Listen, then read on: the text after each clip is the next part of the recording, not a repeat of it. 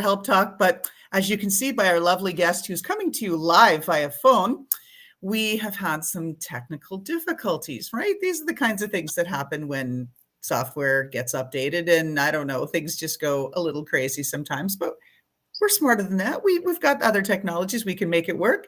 And we've got our lovely co-host here, of course, Phil Vitrano, co-founder of Helpopedia and focusing on helping kids and their parents prepare for college and or whatever is beyond high school.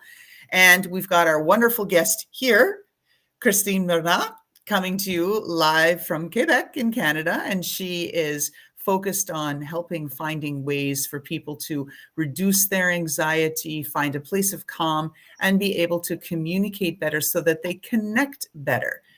So, Christine, is there anything you'd like to add for our audience about your background and what you do before we get into today's topic, which is the ripple effect of love? Yes, well, the ripple effect of love is so important. And my background as mostly an elementary school teacher and then stress management coach, I have seen the effects of the ripple effect of love. And that's why I'm on a mission right now to help dads and their families figure out how they can lead from the heart with love, setting boundaries. Yes, it doesn't mean you let your kids do whatever they want, obviously not, but it's finding ways that you can release the stress and the resistance so that you can be. So I'm excited to be here with you all today. Thank you, Laurelyn and Phil. And thank you for everybody. I know, like, we've got some folks coming in now. They're like, oh, your show is late. What has happened here? Yes, I'm very, very sorry about that, this is how we go. And so thank you so much. We've got Wakened by the Looking Glass and some other folks here, regulars. Thank you for your patience as we get through this. All right. So, Christine, thank you for that bit of the background and your stress management coaching and all of that. Well, let's set some context first. Why does the world need love right now? Do we even have to spell it out? But let's have a bit of a conversation about that. Well, why would the world need love? I mean, I love the question, right? Because we are there's so much chaos around us, and we lose track of who we really are from a heart perspective. You go for a walk. How many people say hi to you or smile back? Very few. Those are elementary signs of love, are they not? And this is the thing, to your point. I mean, I walk a very, now I'm a little bit biased, maybe, a very, very cute little doggo, right? She's beautiful, the marvelous Miss Maisie, and she's always got cute little sweaters, and she's got this little like butt strut. And I say hi to a lot of other dog mamas and dog papas, and I'd say less than 10% say hi back. It's great. Wow. However, what's important is that you are sharing your love. You never know who needs that smile, Laurelyn. You might have changed somebody's life. I say it with a big smile, and I will have people turn around and say, oh, hi, didn't realize somebody was going to say hi to me today. With many things that have been happening in the world, sometimes we close in to our own little world, and we've had so many heartaches, right, from when we were small to today, right, that those heartaches seem to take over instead of who we really are and the love that is in our hearts. And for dads, I mean, it's a big issue as well. I've been working with this amazing dad, and the ripple effect of love and the impact it has had on himself, on his relationship with his wife, on his relationship with his children is mind-blowing, really mind-blowing. And that's where this idea of creating a ripple effect of love for all is so, so important. Talk to us about foundationally what's needed. So you say, okay, you're starting this because we've got Misha over here, and she's creating communities and trying to support each other and build this village with our folks around the globe to support and lean on each other. I don't know what happened there. I guess I hit something. Oh, hit something. Yeah. Okay. I'm seeing your kitchen Sorry. there, Laura. Sorry. Yeah, it's clean though. It Don't is a worry. clean kitchen. I keep it clean. But this is the thing. So foundationally, what do folks need to do to be part of a ripple effect? How do they get in on the movement? So do you mean from a heart part or from a legal, like connect with ChristineBernat.com? Well, I guess it really could be in two ways. I mean, so one, people could join you, like the ChristineBernat.com, and maybe Phil, you could type that into the chat so people can see your website. But there's also a second level that if you're not part of a formally organized effort, what can you do as an individual to try to drive positive change and bring those smiles and love and around to a bigger population? So I think two parts to that. Yeah, there are so many different ways that you can bring love to the world. When you walk, give a smile, say hi, open the door for someone. Doesn't that feel great when somebody opens the door for you? Whether it's a lady or a gentleman, it doesn't matter. Why not? Opening the door for someone.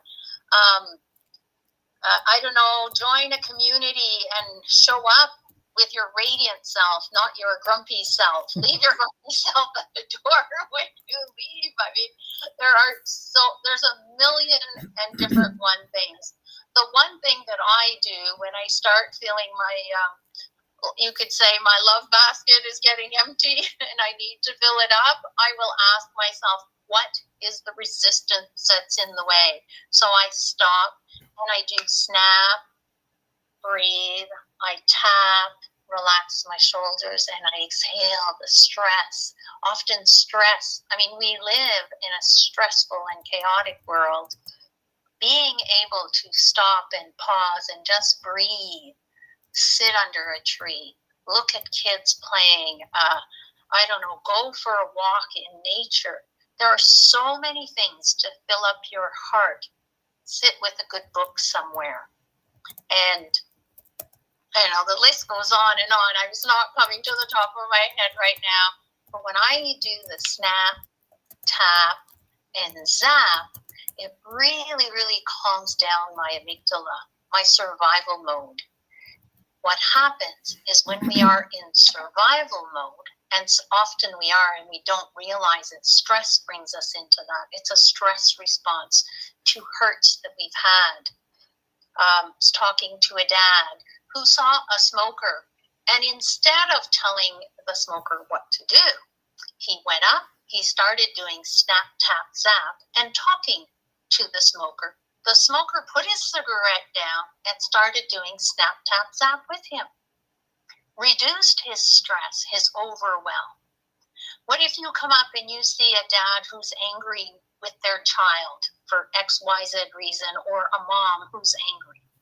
Will telling them they're stupid and not nice to their kid help them? No, it won't. What if you come up and you do your snap, tap, relax the shoulders, and exhale your stress, and you offer, maybe you're having a hard day today. Is there anything I can do to help you? Something as simple as, how can I help you today? Are some of these really cool things that change the conversation completely. You must be hurting. A parent who is angry at a child is hurting somewhere inside. It's not that parent got up that morning and said, today I'm going to scream at my child. There's no way that's true, right? We've all lost patience with our children, and our children have lost patience with us.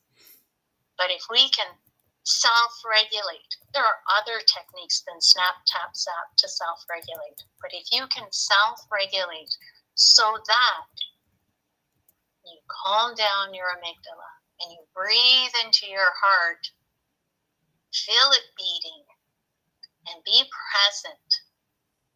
And the best place to have a conversation with our kids is over ice cream or, a hot cocoa in a public place. Because usually we as the adult will be able to stay calmer and not blow up. and it makes it a safe place for the child to express themselves as well. That was wonderful, Christine.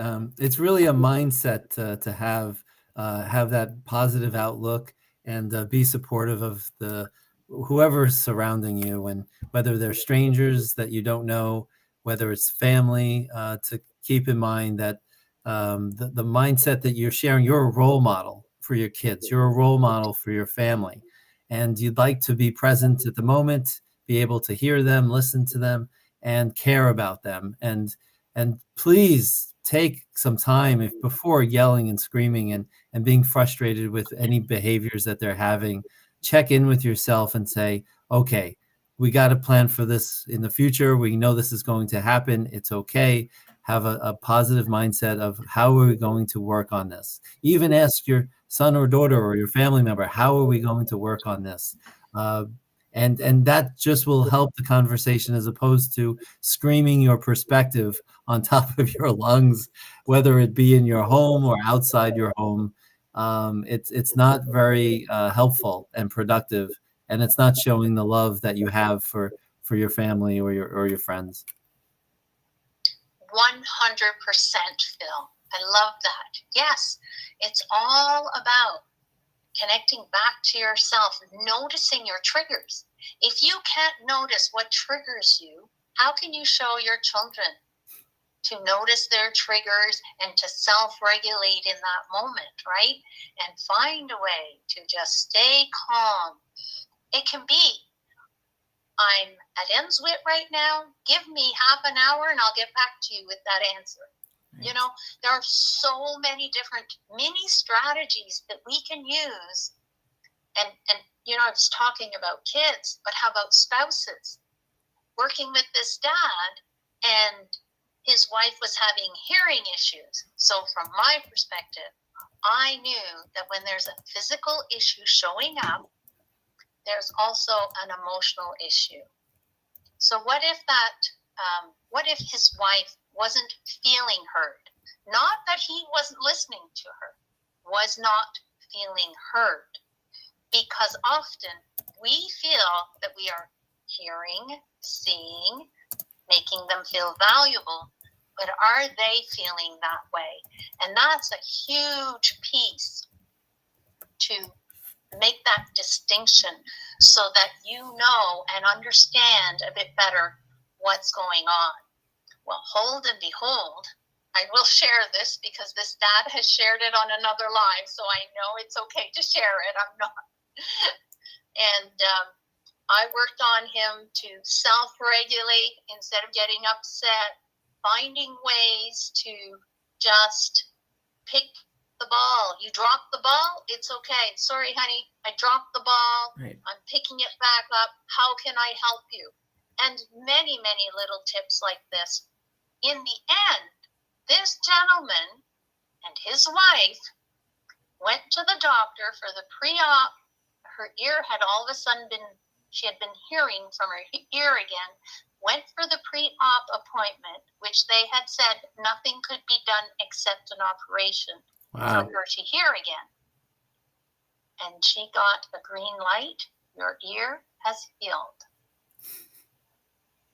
So when you can hear, when you feel heard, why would your ear shut down? It won't. But if you don't feel heard by the people that you want to hear you, maybe at home, nobody's hearing you. Maybe at work, nobody's hearing you. Maybe, you know, and there's all these aspects. The ear can shut down and stop hearing. And, I mean, my life is a proof that if you have physical symptoms, look within to see. As we were talking about earlier, Phil, I love how you said that. When you have physical symptoms, look inside. What's going on inside of you? Sometimes people trigger our hurts so that our body will radiate the pain. Well, it's trying to tell us what's going on inside. If we don't listen, we end up months, years sick. But if we have this ability to listen to what could it be that my body is telling me, right here, right now, we can quickly get to the core issue and resolve it. Now, with training, obviously. So, right. And there's been you know, a lot of studies on this phenomenon. It's like psychosomatic behaviors, right? So psycho, how we're thinking, somatic, the soma, the body, how they manifest themselves. And so it's not surprising that people have either felt that they have an ailment that they believe so wholeheartedly that they do, and until whatever the underlying cause is, that they've moved forward. And in other ways, it's just people are stuck, right? They just can't, they just can't see, how to move forward. And so they're just stuck in these patterns, and until they're released from those patterns, they don't know what their full potential of their body is, right? They're not realizing it. So let's shift a little bit, just because I know we were just going to have a short episode because of our technology difficulties. But again, our audience has been just fantastic putting up with us. And Christine, you're a trooper. Phil, you're a trooper. We're here and we're making it work. To just get into a little bit more now on that first part on how people can work and co-learn together in an environment where it is safe and where they feel like, okay, the ripple effect of love, how each of them has to learn to take accountability and ownership of their own stone that they're going to create the ripple with. And that as if everybody's putting the ripple out, right, the collective ripple gets bigger. So talk to us a little bit about your program. And I think it's 12 steps that you had said that is going to happen. Actually, I'm going to start with a 5-day challenge so people can have fun joining and getting to know me a little bit. And if you enjoy that, you can join me in a 12-month program where each month we will look at a different aspect, and within each month we will have 4 different subtopics to elaborate. And where you come in, we look at your resistance. Where is it? And as a group, we help release it, and we support each other. What is it that showed up? And we celebrate our successes. Because when you celebrate your successes, the brain learns to look for more successes. And then you're on a different trajectory instead of always, I'm not good enough, or I didn't do a good enough job. My spouse is yelling at me because I didn't do this again. And, you put yourself down as well in some cases. And if that's your case, it's a time to come in a safe space where we can support each other, and I will guide the group. You will also have a workbook to support you in the work, and weekly challenges to keep you on track and see how you can bring about this change in your family. For example, I'll add one last example, Laurelyn. I know I love examples, but this dad is tapping in. He's like, well, my son has to learn this. My son has the issues. And I'm like, let's just breathe. Let's start with you and see what happens. I want you to use the snap, tap, zap, and your son will come about when it's the right time for him. Within a month now, his son started tapping and telling dad to tap too at certain times with dad, so you can become a team within your family. And that is where the big power of this, if you and your child and your spouse are using the same technique, or you can have different ones, but you have a code to get you, you're escalating, we can see you, we can see your triggers. It's always easier to see others than our own, right? So instilling away, and those are all little tricks that you will learn along the way in this 12-month program to get your family on track, self-regulating, but also being present from the heart, instead of present from all those fears that you've collected through time and your hurts. Who was not bullied in school? I don't know anyone. Yeah. And these hurts come up when our kids are at that age, unconsciously often. And that's why it's so important to take time just let go of this. And included will be this, how to become the superhero of your emotions for kids, and the snap, tap, zap for the adults as well. So that you have the program that you can use on your own, and then come once a week with me in the group to guide you and help you release even more with the issues that are coming up that week. Excellent. Well, with that, I think we're going to do a wrap here. So folks have seen, it's ChristineBernat.com. She's really focused and determined on how to help folks, like families, connect better. And her upcoming program is dedicated to fathers, helping them to listen better, to communicate better, to connect better with their children and spouses and other members of their extended family, work. It is that ripple effect where if you can start with yourself, pull that anger in, refocus it and say, wait, what am I really trying to do here? What do I want to achieve? Do I want my kid to be scarred for life, that I yell at everything right away? Or do I want to project this voice of calm and authority and support, right? It's that combination that you have to have as a parent. So folks, take a look, ChristineBernat.com. You can see it right here. And this is Christine, and she will be happy to take your questions and consultations or anything that you need to learn more about her amazing upcoming program, because I'm not aware of anything like it. So it's nice to see something so different that can really help folks and should make a tremendous difference by the time you wrap the program. So with that, speaking of wrapping the program, this is a wrap. Thank you to our loyal audience members. I see you, Misha, Crystal, like all you folks out there. Thank you again for being here. And we won't be having a show next week, but we'll return in 2 weeks. So for those of you that are in the US, happy Thanksgiving. For those of you that are not, happy week. And we'll be back in a couple of weeks.